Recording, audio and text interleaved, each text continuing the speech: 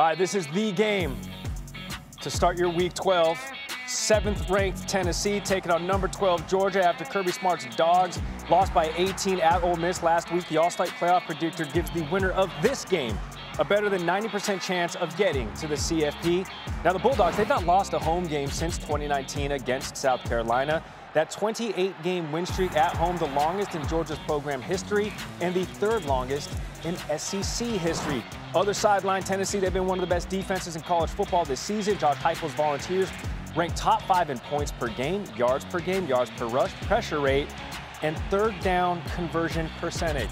Pressure makes diamonds. It also makes Carson Beck play not the way Kirby Smart needs and wants his quarterback to play. That's why we bring in college football playoff reporter Heather Dinich. What is he saying about how Carson Beck needs to turn it around if Georgia is going to maintain their CFP hopes, Heather? Kirby Smart said this week that the evaluation of his quarterback is honest, and he tells him after every game, good throw, bad throw, good decision, bad decision. He said he has absolutely not considered a quarterback change because Carson Beck is competent and capable of understanding the system and gives them the best chance to win. I spoke to an SEC assistant coach this week who has scouted Georgia, and he told me the biggest difference is up front on their offensive line, and Carson Beck has tried to make some throws that are outside of his comfort zone, particularly when they get behind the chains. But Kirby Smart said the one thing they cannot continue to do is lose the turnover battle. Also, we had a little nugget yesterday, too. Georgia has 27 dropped passes, which is the most across FBS. They got to clean that up. The conference could very well, Heather, have a 3-loss playoff hopeful. How could the committee view that scenario? Well, it's going to be very difficult considering in the latest CFP rankings, the Big Ten owns 4 of the top 5 spots ahead of the SEC's 2-loss teams. But consider this. What if the loser of the SEC championship game loses a close game and has 3 losses? Does the selection committee exclude the SEC's number 2 team? And then here's chaos for you, Gary. As we sit here today, what if Clemson and Texas win their respective conferences and Georgia loses another game? Then you have Georgia with 3 losses and 2 wins against Power 4 conference champions. What do? Get the Tylenol. Yeah, see, here's the thing, Heather. That's why we pay you the big bucks to, decipher and run your models, and you tell us what we're supposed to think every Sunday morning. Heather has her latest bracket projections out after the slated games is over. You can check those out, ESPN.com and ESPN's app. Heather, nobody does it better than you. Thank you. Gary and Randy back with you on SportsCenter on this Saturday. Yo! A reminder, you can tweet the show, and we'll get it on the air. And this is somebody named Roman Harper tweeting that Gary and I dressed like their moms picked out their outfits. Hashtag tell me I'm wrong. I know that guy. He was a bully in 3rd grade. I've heard he was a bully. There was this bus story. In 3rd grade. He ruined some kid's project. Yeah. Some kid had a diorama on the bus, and Roman just stomped on it. Hey, Roman Harper. The Roman Empire has expanded to Athens, Rome. This is obviously ahead of the Tennessee-Georgia game tonight. And Dylan Sampson has been a problem for opposing defenses. He has 20 rushing touchdowns on the season, leads the conference. How much of a catalyst could he be tonight for the Vols? Well, number one, Randy, I don't know if your mom dressed you this morning, but maybe your dad did. But shout out to, yes. Anyways. Dylan Stewart, man, is the catalyst for this Tennessee offense. He has a knack for the end zone. You just talked about how many touchdowns he did. But what makes it really unique for Tennessee is that they are a running offense out of the spread formation. And so they like to spread you out from sideline to sideline. And what that does is really create a numbers advantage in the box. So guys have to go out to cover all the wide receivers. And now you have an advantage inside the box. And that is where Dylan Sampson really starts to dice you up. And when he's a downhill runner, he's elusive. He plays with burst. He has a knack for getting into the end zone, like I said. And so that is where Tennessee has to try and find their advantage. If they do that now, they can open up with the pass. They got a good crowd there in Georgia, already fired up with the signs, already like talking to friends at home, making sure everybody's awake. Let's talk about Colorado for a second, because I think there's so much shine on Travis Hunter and Shedeur Sanders, but there's some defensive players out there for the Buffs that are grabbing your attention. Who are some of they? Man, it's the guys up front. They get after the quarterback, and it starts up front with the people that really stand out is Chidozie and Nwoku. And he's a 5'11", 290-pound defensive tackle. And he is the actual definition of low man wins. He's 5'11", guys.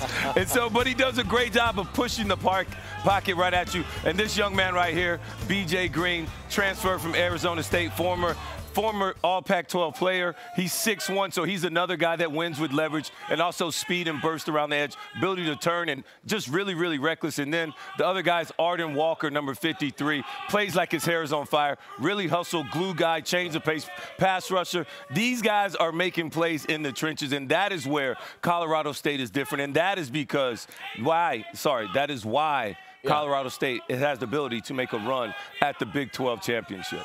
Last but not least, certainly, you're there in Athens, so it's time for Roman's harping. What's got you harping today? You know, I've been here in Athens, and I'm hearing it a little bit here, and it's really all about the college football playoffs and not about where you're ranked at and everybody blaming it on this and asking this question, where you're at and where you're not. How about you just go out there and win? Control what you can control. If you're a top 15 team right now that's in the college football playoff rankings, then your destiny is in your hands. Look, the thing that I love about the NFL was that the NFL teams separated themselves and playoff teams were built in November and December. The same can be said right now for college football. If you are in position to win right now, then go out there and do it. Separate yourself. Do not be denied. The ball is out there for you to go get it. That is what I want everybody to do. Let's stop talking about it, pointing all these other fingers. Go out there and be the team of destiny. And these 10 times right now is November, December, where playoff teams are made. Shout out the crowd behind Roman. Shout out Roman. Not a lot of people would be brave enough to wear plaid and paisley in the same outfit while also dishing out, you know, fashion My mom critiques doesn't dress me. On Twitter. More Roman coming up 10 a.m. Eastern. SEC Nation on the SEC Network. Thank you, sir. 7th-ranked Tennessee, Gary, taking on a number 12 Georgia team in Athens. Gary, where? Between the hedges. That's the right. Balls are 8-1, but have lost 7 straight games against these Bulldogs. Woof. Meanwhile, Georgia has not lost a game since Carson Beck, Gary, was a senior in high school.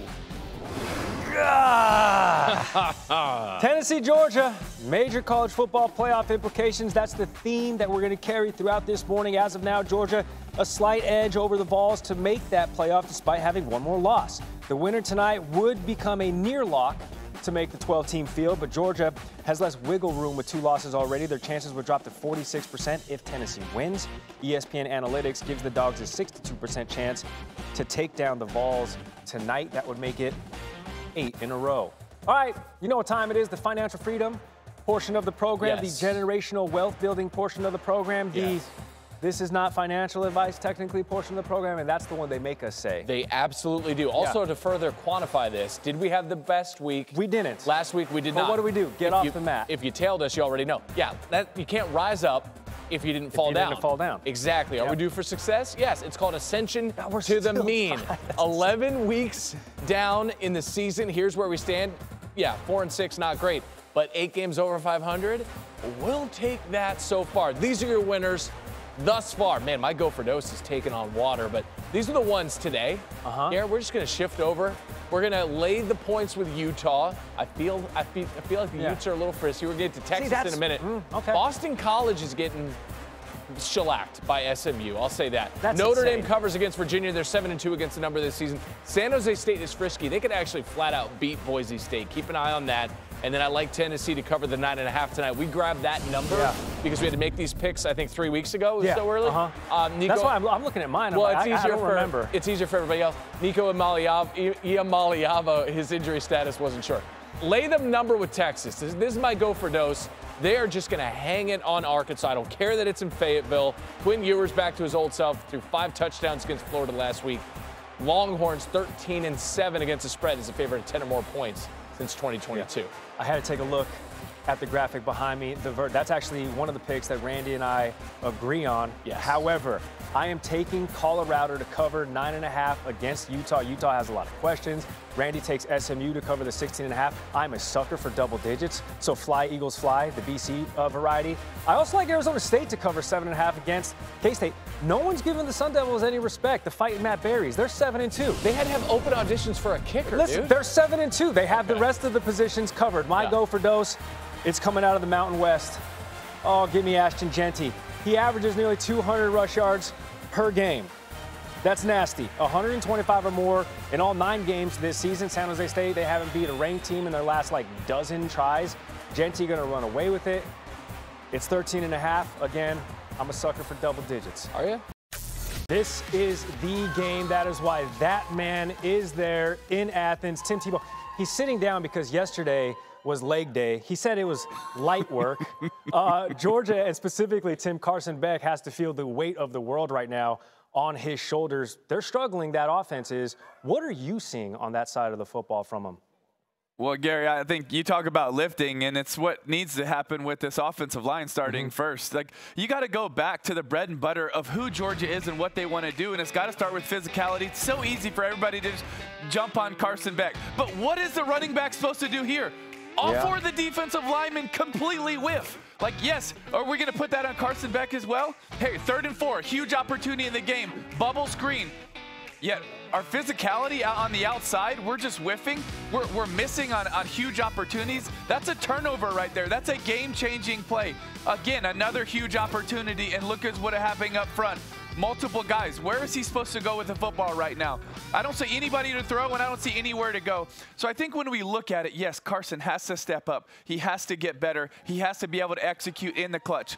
But the offensive line has to give him time. They got to give these running backs space, and they got to be physical outside. This is the bread and butter for Georgia. You know when you face Georgia, it's going to be a physical matchup. Right now, it's just not the same. But if they want to get to the college football playoff, that physicality has to come back this evening. You said it even last week. You need Jims and Joes on that offensive line and fewer Randys, and I could not agree more. Tim, let's keep it in conference. Randy's to my left. Arkansas already took down a top 5 team this year in Tennessee. They can play spoiler again versus Texas. How?